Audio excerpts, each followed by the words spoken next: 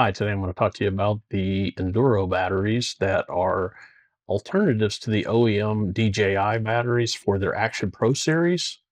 And this one offers a lot of value. And I'm going to demo it for you, but it comes with three batteries and the charger. So stick around. So, as you can see here, it comes with a charger. It's made of plastic with a USB-C connection on the side and three batteries that can charge all at the same time. And there are lights on the front that will show green or red, depending upon if they're charged up or not. And the nice thing about it is they are 2100 milliamp batteries compared to the OEM battery here, which is only 1950 milliamps. And I've tested it and they do seem to last a tiny bit longer.